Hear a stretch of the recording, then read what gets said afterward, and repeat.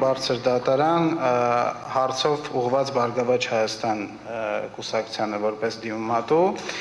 Հարցը հետևյալն է, ուրեմն խնդրամասը դիմումի պարունակում է տարբերվող պահանջ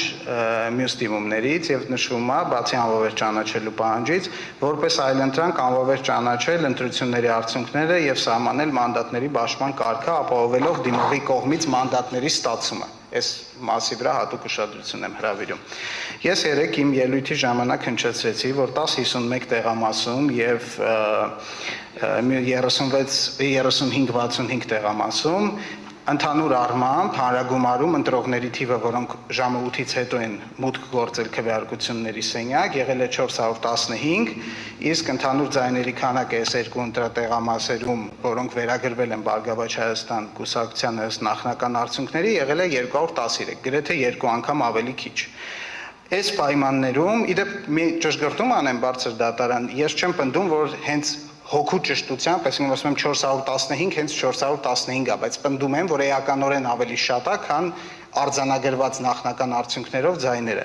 Այս պայմաններում ուզում եմ հասկանամ, Բարգավաճ Հայաստան կուսակցությունը ինչպես է համարում, որ դատարանը օրինակ ինչ թվի վրա պետք է հիմնվի, որ մանդատների բաշխման կարգ սահմանի իր որոշմամբ եւ ասի, որ կոնկրետ ըստ այդմ Բարգավաճ Հայաստան կուսակցությունը ստացել է այսքան ձայն, հաղթահարել է 4%-ի շեմը եւ պետք է ստանա այսքան մանդատ։ Այս հարցի պատասխանը կուզեի ստանալ։ Բարձր դատարան երկու օր երաշերտ այսօր առավոտյան թվերը հաշվում ենք 3 տարբեր հաշվարկի մեխանիզմով ներկայացրել են ոնց է Բարգավաճ Հայաստանը անցնում 4%-ը։ Մի դեպքում անվավեր ճանաչելու որոշումն է անվավեր ճանաչվում երկու տարբեր հիմքով, մի դեպքում հակասահմանադրական է ճանաչվում այդ հաշվարկի մեխանիզմի մեջ բաները ավելացնել, անճշտությունները ավելացնել։ Երկու դեպքում էլ թվերի դեպքում Բարգավաճ Հայաստան կուսակցությունը անցնում է համապատասխան տոկոսը։ Այս երկու տարբերակները ներկայացրել եմ։ Եվս մի հարց, ճշգրտող հարց։ Ճիշտ եմ հասկանում, որ եթե Սահմանադրական դատարանի կողմից ըստ էության չվերանայվի վարչական դատարանի որոշումը, որը կենտրոնական ընտրական հանձնաժողովի անվավեր ճանաչելու որոշումը արդեն իսկ թողել է ուժի մեջ, եւ եթե անճշտությունների թիվը հաշվարկից չհանվի այդ դրույթը հակասահմանադրական ճանաչելով, այս երկու դեպքում չեք պնդում, որ բավականաչափ բազա եւ տվյալներ կունենա Սահմանադրական դատարանը, որպեսզի համապատասխան փաստ արձանագրի, որ 4%-ի շեմը հաղթահարվել է իրականում։ Հարցը հնչում է հետևյալը, ճիշտ եմ հասկանում, պատասխանը կարճ ոչ, ճիշտ չեք հասկանում, հիմա բացատրեմ բարձր դատարանին ինչի նկատի ունեմ։ Մենք ներկայացրել ենք, մենք դատական ակտի վերանայման պահանջ չենք ներկայացրել։ Մենք ըստ էության արձանագրել ենք այս սահմանադրական վեճի շրջանակներում որոշման ենթակա երկու հնարավոր հանգամանքների տարբերակները։ Ասել են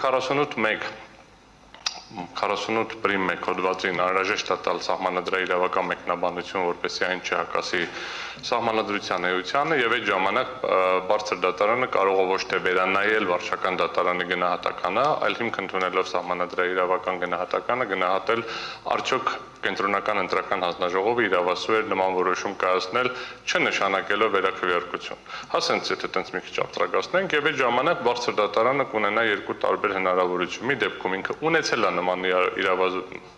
լիազորություն եւ ճիշտ որոշում է կայացրել, այդ ժամանակ անվավեր է ճանաչվում ամբողջ Հայաստանի տարածքում, որովհետեւ ըստ էության ստացվում է, որ խախտվել է Բարգավաճ Հայաստանի կուսակցության իրավասությունը, իրավունքները ընտրվել եւ 60 կամ 58500 քաղաքացու ձայն տված քաղաքացիների իրավունքը։ Կամ երկրորդ տարբերակը ասում են 48 պրիմ 1 հոդվածին պետք է տալ այնպիսի մեկնաբանում ըստ էության իրավունք վերանայելու որոշումները ոչ թե իրավունք անվավեր ճանաչելու, որովհետև վավեր ճանաչելու որոշում ընտրատարածքայինը չի կայացնում, այդ ժամանակ ըստ էության բարձր դատարանը տալով այդ դրույթին համապատասխան մեկնաբանություն, պնդելով, որ այդ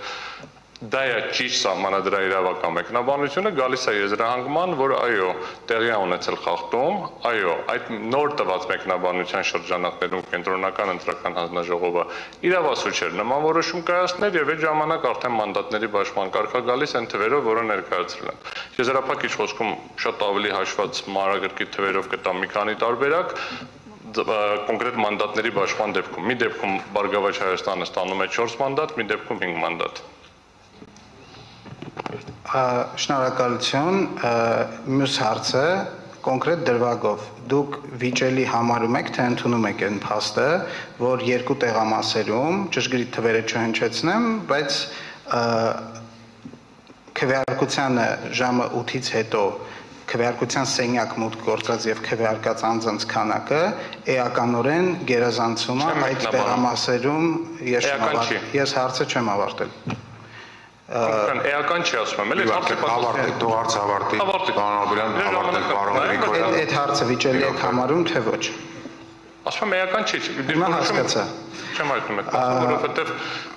ավարտեմ հիմա պատասխանից, կարճ է ասել, հիմա եթե երբ ավարտեցիք, ես էլ ավարտեմ։ Ըստ էության էական չի, որովհետև մեր արգումենտը որևէ ձև չի կառուցված այն տրամաբանության վրա, որ ժամը քանիսից հետո եկողներինը պետք է հանենք, ով երաշխավորված լինի, որ ստացել ենք, թե ոչ։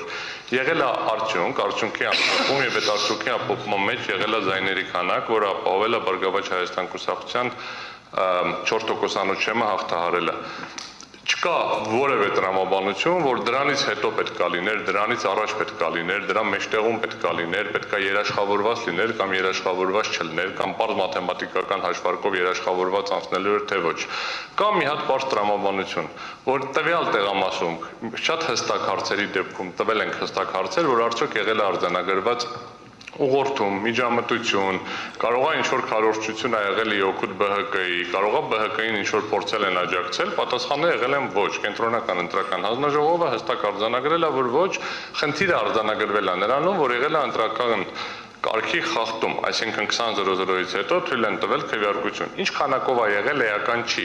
Էականն է, որ ազատ կամ առնահայտության արդյունքում Հայաստանի Հանրապետության քվեարկող քաղաքացիների 4%-ից ավելը Միգուցե մի մասը կենտրոնական ընտրական հանձնաժողովի եւ տարածքային ընտրահանձնաժողովի թույլտվության պայմաններում քվեարկել են Բարգավաճ Հայաստանին մանդատ տալու օգտին 4%-ից ավել ազատ կամահայտնության արդյունքներում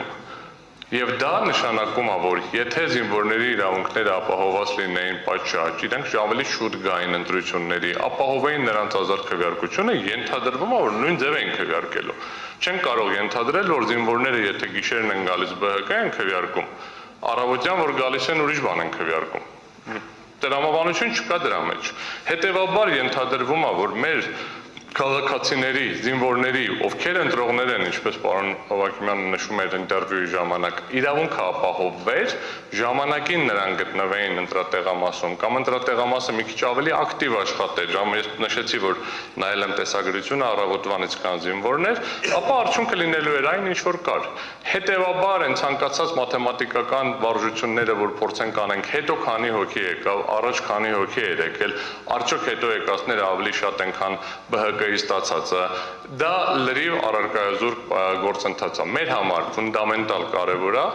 կարևոր է, որ քվեարկած քաղաքացիների 4%-ը քվեարկել է ԲՀԿ-ի օգտին։ 4-ից ավել մի քանի, 50-ից ավել 4% պլյուս 50 քանի հոգի։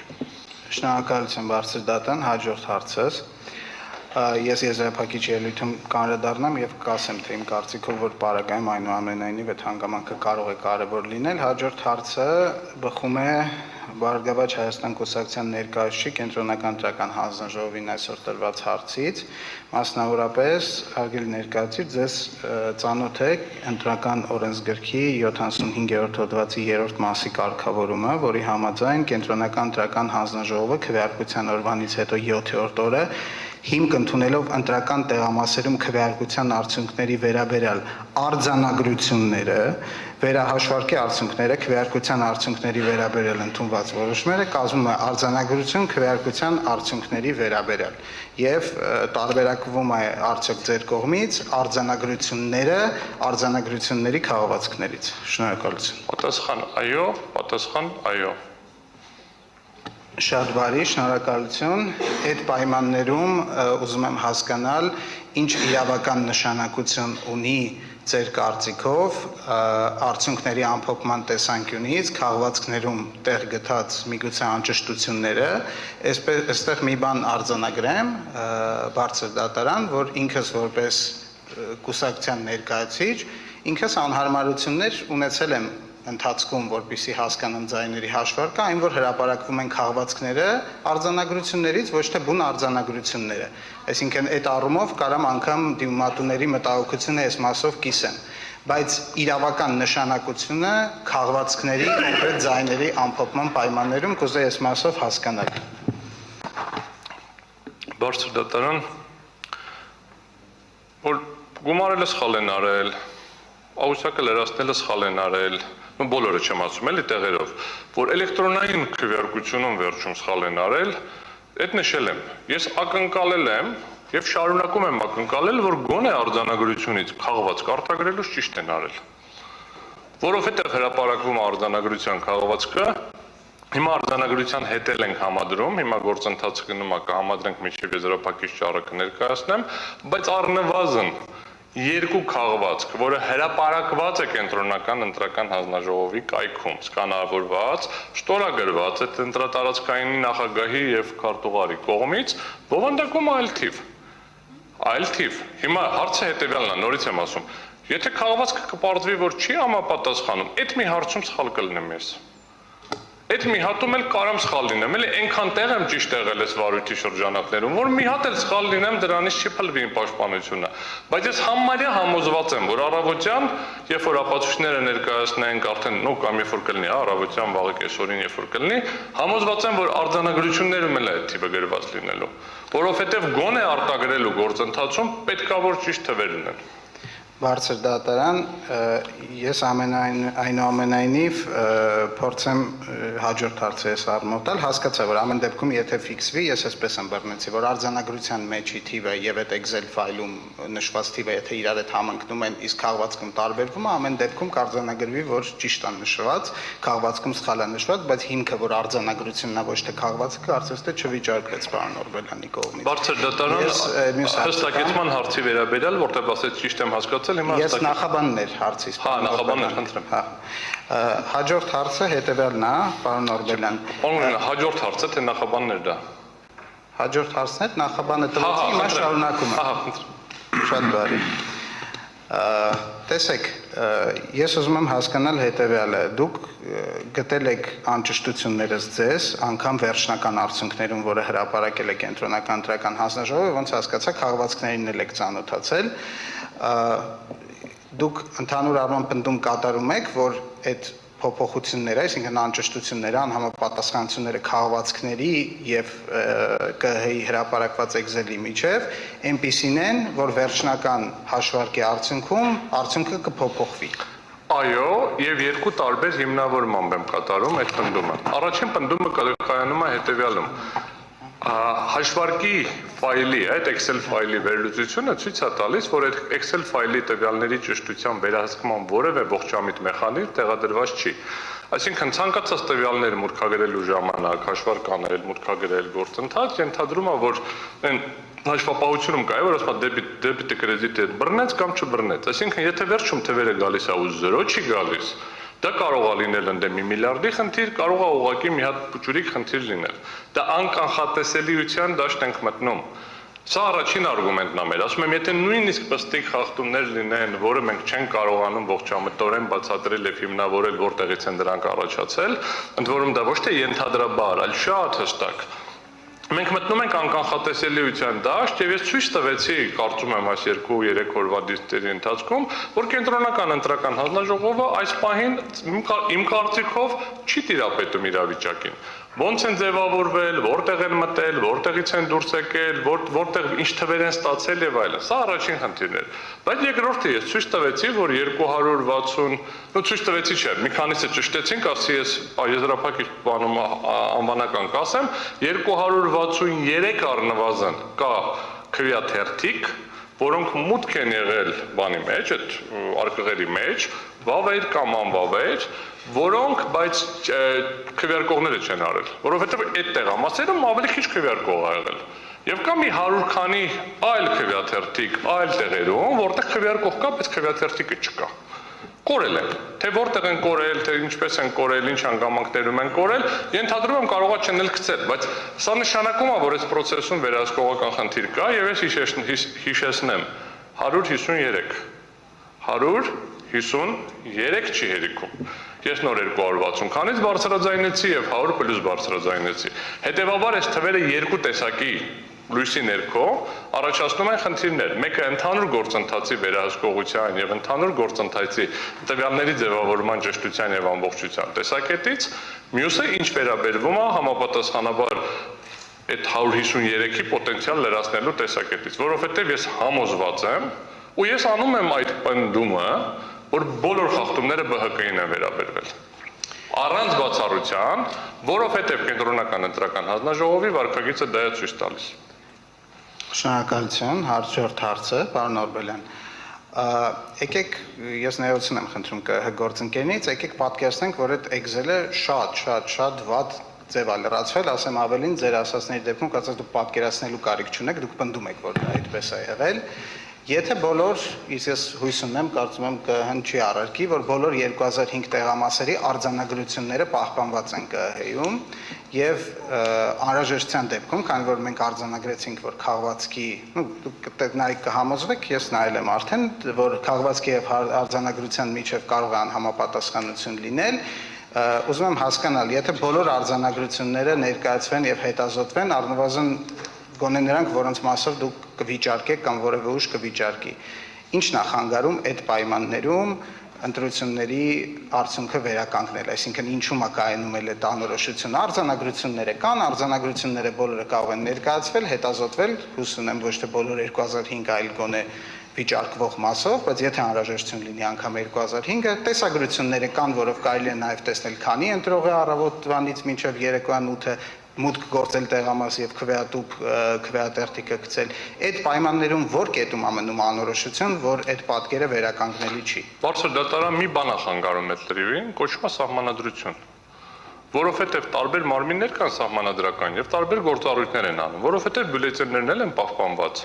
որովհետեւ գրանցամատյանները եւ գրանցամատյանների գրառումներն էլ են պահպանված եւ 2005-ից հանած մոտ 30%-ը Հաշված մնացած բոլորի ձայնագրություններն են պահպանված, բայց բարձր դատարանի խնդիրը չի նստել հատիկ հաշվել, որովհետև խնդիրները սկսել են նախընտրական փուլում, ավարտվել են ընտրության ներողություն, շարունակվել են ընտրության գործընթացում եւ ավարտվել են արձանագրություններ կազմելու միջոցով։ Հիմա հետեւյալն է խնդիրը։ Մենք բերել ենք երկու արգումենտ, մենք բերել ենք երկու պահանջ։ Մեր պահանջներից մեկը վերաբերվում էր նրան, որ գործընթացը այնպես է խաթարված ամբողջությամբ, որ խաթարված է դրա փուլայնությունը։ Մենք ոչ թե պետք է գանք բարձր դատարանում, դատաքննության ժամանակ ասենք դե բերեք մեծ վերցնենք արձանագրությունները, փորձագետ նշանակենք, թող ինքը գնա այդ աղյուսակը կազմի, թող ինքը մի հատ վերլուծություն անի, կարող անենք, ոչ մի խնդիր չեմ տեսնում, ուղղակի չենք հասցնելու ժամկետում, բայց հիմա եթե ընտրության համար ժամկետի խնդիրը մի երկու օրից կոմեն էլ գնա, հիմա շատ վատ կլինի, բայց ինչ որ լուծում կարող է լինի։ Բայց դա նշանակում է, որ մենք ոչ թե հիմա վիճարկում կամ քննարկում ենք կենտրոնական ընտրական հանձնաժողովի որոշումների իրավաչափությունը, համապատասխանությունը սահմանադրությանը եւ օրենքներին, այլ իր փոխարեն իրականացնում ենք իր գործառույթը եւ ամփոփում ենք ընտրությունների տվյալները։ Ավելին կրկնում եմ, մնացել են նաեւ ըստ էության պարկերի մեջ պահպանված է նաեւ քվեաթերթիկները եւ այլն, բայց մի շարք խախտումներ կա, որ չեն կարողանալու շրջանցենք, օրինակ մենք չենք կարողանալու նենց անենք, որ հետին թվով ընտրարարները դառնան ոչ թափանցիկ։ Չեն կարողանալու այնպես այնենք, որպեսզի քարոզարշավը ընթանար ժողովրդավարական պետությանը հարի իր պարապաշարի շրջանակներում առանց մարդկանց ահաբեկելու պատերազմով կամ վարչական ռեսուրսի չարաշահմամբ կամ մեզ ինչ են մեղադրում ընտրակաշառքով։ Հիմա չեմ ուզում դատարանով ինչ որ կգնահատի, մենք ես պնդել եմ որ չկա, բայց ասում եմ մեղադրում են բոլորը կողմերի։ Մենք չենք կարողանալու այնպես անենք, որ քննչական մարմինները նեյտրալ տեքստ տրամադրեն, էլի, որովհետև ես ինձ երբեք չեմ նույնականացնում, ինչ որ մեկը մեկին սպանում է, անունը չեն գրում, ասում են մեկը սպանել է, մտքովս չեմ ասում, էլի, անունը գրեն, որ չմտածեն ես եմ արել։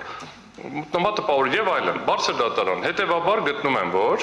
երկու հանգամանք, սահմանադրությունը եւ ժամկետը մեզ ցույց չեն տալիս այդ ամբողջ գործընթացը անել, բայց եթե կարիք լինի հաշվարկը վերանայել, կարող ենք վերանայել։ Ես իմիջիայլոց այդ աղյուսակի հիման վրա եմ հաշվարկը ցույց տվել, այն թվերը, որ ասել եմ, հիմք եմ ընդունել այդ աղյուսակը, ես ընդհանրապես ցույց եմ տվել, որ այս աղյուսակում արկա են էական խնդիրներ, այդ թվում նաեւ ավել ձայներ, քվեարկության արկում ավել քվեատուփի մեջ ավել բյուլետեններ, քան քվեարկողներ են եղել եւ այլն, բայց ես մեկը որ այս թվերի հիման վրա է մեր արգումենտացիան հիմնված է դրա վրա։ Ես ասում եմ մեր արգումենտացիան ուրիշ բանի վրա հիմնված չի, այ մեր անվավեր ճանաչելու արգումենտացիան է ուրիշ բանի վրա հիմնված։ Եվս մեկ ճշտող հարց. Եթե նախընտրական քարոզարշավի ժամանակահատվածին վերաբերելի խախտումները ձեր պնդմամբ այդ հատվածը այդ հատվածի մասին չի իմ հարցը։ Իմ հարցը նրա մասին է, որ կա ճշմարտության աղբյուր, այսպես ասած, արձանագրություն, արձանագրությունից թվերի անցում դեպի Excel, որը իրականացվել է մարդու կողմից, ու ուստի արդեն ինքնին բացառված չի, որ մարդկային սխալ այդտեղ կարող է լինել։ Ես կիսում եմ ձեր այն դիրքորոշումը, որ լավ կլիներ չլիներ ու լավ կլինի հնարավոր բոլոր մեխանիզմները լինեն, որ դա չլինի։ Այնուամենայնիվ, եթե մի կողմ դնենք մի պահ ձեր այն դիրքորոշումը, որ դա Սահմանադրական դատարանի գործառույթը չէ, եթե Սահմանադրական դատարանը խնդիր չտեսնի, որ իր կողմից դա հետազոտվի որպես ապացույց։ Եթե ժամկետի հանգամանքը մի կողմ դնենք, քանի որ դուք ձեր հարցերում հիպոթետիկ իրավիճակներ նկարագրում եք, ինձ թվում է ինձ էլ արգելված չի։ Այս երկու հանգամանքը եթե մի կողմ դնենք, ֆիզիկապես հնարավոր է այդ կալկուլյացիան վերականգնել եւ ստանալ, այսպես ասած, ճիշտ Excel, թե կա ինչ որ երրորդ, չորրորդ կոմպոնենտ, որը թույլ չի տա դա վերականգնել։ Ես ավել բան, ասինքն տեխնիկապես եթե կա տվյալները պետք է մշակել, միշտ էլ հնարավոր է մշակել։ Խնդիրը դա ինչ ընթացակարգի եւ ինչ իրավական գործընթացի շրջանակներում։ Եթե չլիներ սա իրավական գործընթաց, ուզուտակադեմիական հետաքրքրություն լիներ տվյալների մշակման տեսակետից, բազմաթիվ հնարավորություններ կար, սկսած որ կարող ենք Excel լրացնել, բրծած որ Excel-ով չենք անի, Python-ով կմշակենք կամ կմշակենք որևէ ծրագրային ապա կմշակենք ներողություն։ Տվյալների մշակման որևէ համակարգով։ Շատ բարի։